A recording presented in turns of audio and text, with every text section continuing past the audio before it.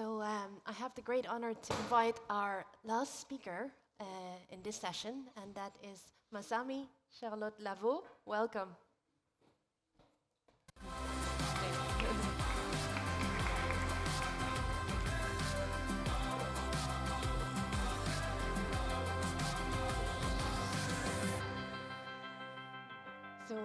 Welcome, Masami Charlotte Lavault.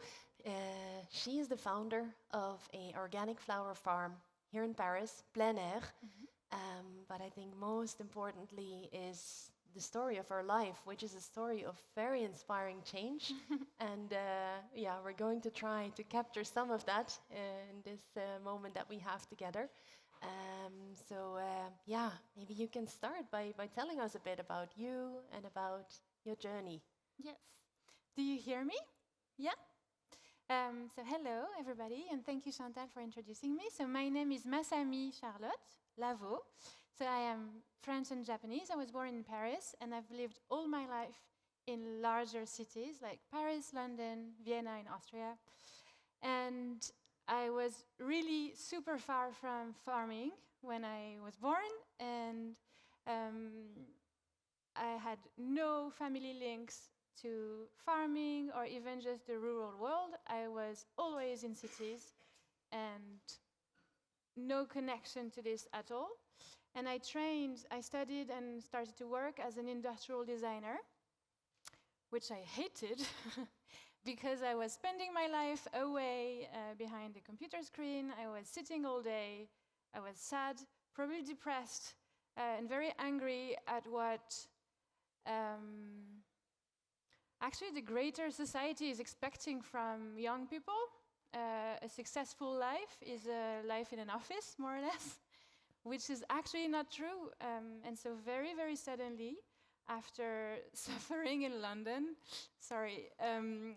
I decided to leave the city and go work on farms with absolutely no knowledge of all this. And it was the best idea I've ever had, really. So I left all my jobs, all my industrial design jobs, and I went on a farm in Morocco. It was amazing. It was a biodynamic farm, and I arrived there in spring, and it was amazing because I saw all the orange trees blooming, which was incredible. And then I really started a full year, even more, of traveling and working on farms, and mostly on biodynamic farms, only organic farms, and on a very interesting and specific farm. So I went to Morocco and then to a farm in the UK and then worked in farms in Japan.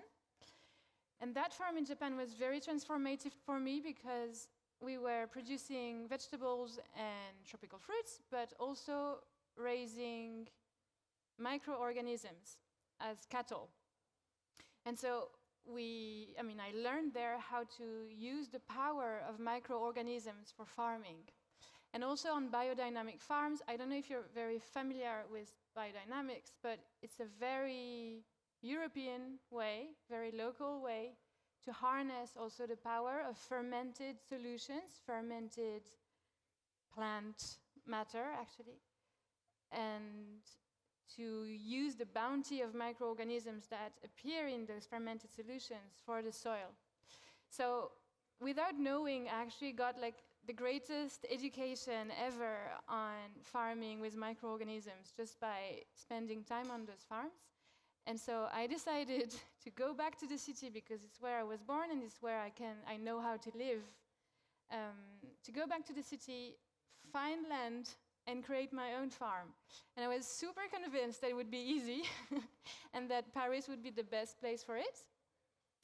And it was not easy, but Paris is actually a great place for that. So I ended up finding, after years and years and years, it's a super short version of the story, but after years of searching, I finally found a small plot of land in Paris, in inner city Paris. So it's in Belleville, which translates to beautiful city, which is cute, but it's in Belleville, which is in the northeastern quarter of Paris, and it's very small. It's only 1,200 square meters, which is tiny for a farm, but more than enough for a single person, a single farmer. And so I've opened my first farm 10 years ago. So that's Plein, as Chantal said. And I'm only producing organic cut flowers, which is very beautiful. I mean, it's like in a children's book. I sow seeds, I just grow the flowers, and then I cut them and I sell them. And it's a very simple life. It's very hard because it's farming, but it's extremely satisfying to be able to create a little bit of beauty from that urban plot. So yeah, and in the meantime, so it's been 10 years now, but I've run other farms. I had other farms on the countryside, but really like building on the skills that I got to hone on the Parisian farm. So for me, what's my great pride, I think, is to be really a city girl with absolutely no connection to this, and being able, with work and motivation and a great deal of luck, to change my life and become what I think is the coolest job on earth, like to become a farmer. And everything is possible because really I had no money, no land, no experience, nothing, and it's existing now. So. Yeah. Thanks so much for sharing your story. And yeah, I think it's also really interesting that this is in the city, in the heart of this very dense urban land. How do you see that link between the soil, what you grow, but also us as human beings and health? You mentioned microorganisms. Well, the soil that I work on is horrible. It's really polluted, actually. I got it from, I rent it from the city of Paris. My rent is very low because really the soil is bad. And it was too bad for it to be used for edibles. So I think my great luck was to be a non-edible product farmer, because I really only grow cut flowers, and so no one is really supposed to eat them. So that was my chance really to be able to get land in the city. So for me, pollution was a blessing, but obviously it's just, pollution at large is not a blessing. And I've seen how life on the farm has slowly come back and really evolved. And the lab analysis of my soil at the beginning, before I started farming, were really terrible, high pollution, as Marc-André said, it's heavy metals, a lot of heavy metals. And again, because I'm in the eastern part of Paris, northeastern part of Paris, so it's where the industry has always been. And so my pollution is really old. It's probably working site pollution from the 1860s. I mean, it's really old. So that's what I'm starting with. And 7 years later, I made new soil analysis, and the soil has a little improved a bit. So I'm not saying that I'm going to depollute the plot. This is not going to happen. This is way too long, and this is not compatible with my activity. But by using organic methods and by caring for the soil, because I never touch the soil ever, I'm never tilling, I'm never disturbing soil life, I'm always only using fermented potions really to improve the soil life. The results came back really a bit more positive, and what has happened is just that the pollution has diluted in the bottom layers of the soil, but the whole upper layer, where the plants grow and where most of the insect life lives, has gotten better. So I'm really proud of this. It's really a menial positive results, but I find that this is what urban farms have the power to do. And as regarding what's the connection with human health and human well-being, I can't, I'm not growing edibles, so I can't really tell you about the nutritional value of my products and blah blah, but what I can say, it's a bit more naive maybe, a bit more cutesy. But you know, I take the tube to go to the farm, and then I enter the farm, and I am surrounded with like hundred thousands of plants, and around them there are like 100,000 of insects, and around the insects there are like hundreds of birds and small animals, and it's all in Paris. And when it's spring or summer, and when the farm is really like living and boasting life, it's crazy, like the energy that you get from it. And to be able to spend the whole day, every day, in that environment whilst being in Paris, I think is the greatest luxury ever. And I am so proud and happy when I'm able to share that feeling of being surrounded by plants and animals in the city with other citizens. You know, when I'm able to open the door of the farm and welcome people. This is not always easy for me, because this is like opening the door of your office.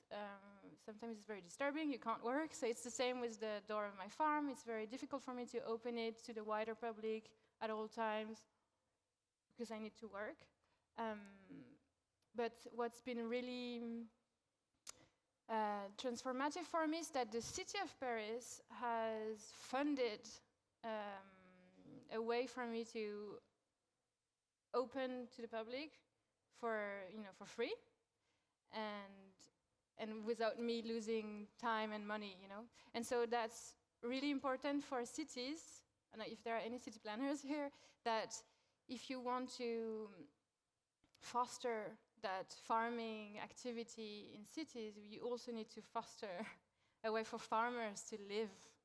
And only selling our products is not enough, because if you want us to open the space for the public, that's another activity. Like, you would never ask a farmer on the countryside to open his or her farm to the public. But in cities, it's our duty, I think, as farmers, to share the beauty of that life, the beauty of that simple farming life in the city. But the time that it needs to be somehow retributed for us. And so that's really the role of the city or other sponsors. Like, for a long time, the city of Paris was not able to fund this. So I tried to knock on other doors, and my biggest helper is actually LVMH. So I've been working with Kenzo, which is a brand that belongs to the group LVMH, and I am the face of one of their perfumes, which has absolutely nothing to do, with my daily life. But actually, it's a cute perfume. It's called Flower, and so it's very linked to my activity. But the greatest part of that partnership is not that I have my face on big posters in the tube, but it's more that they actually really help me financially to open the farm to the wider public. And they've also helped me launching my second farm, which is 50 kilometers away from Paris, which also belongs to the city of Paris. But it's much bigger. It's like 50 times bigger than what I run in Paris. But I'm still alone, so it's a bit intense. But I think creating those spaces where Parisians can escape the city a bit and discover what farming is and what farming represents is probably for me, it's one of the biggest transformative strategies that we could invent for transition. And really, I'm so convinced that farming is the best job in the world. Like, if you've never tried, you should try it. It's so satisfying, and I feel I would never go back.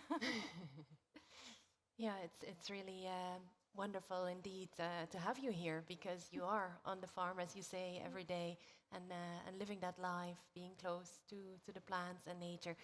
So coming from that background in industrial design and seeing what's happening in the world and in many of our cities, how do you think we can inspire each other more and bring a connection to these different worlds and that collective spirit of But making really, it's change. just getting to know each other. Like when I was not a farmer yet, I was very afraid of the rural world because I never went on vacation on the countryside in France. Like I had no idea.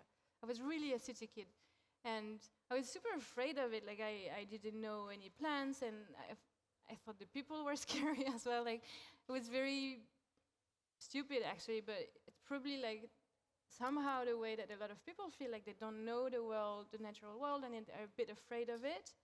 And I think creating bridges like that, like for me really running a farm in the city and running a farm in the countryside and having both is paradise. Because I get to mix like all the people from the countryside with the people from the city, and I get to, like me myself, I can like,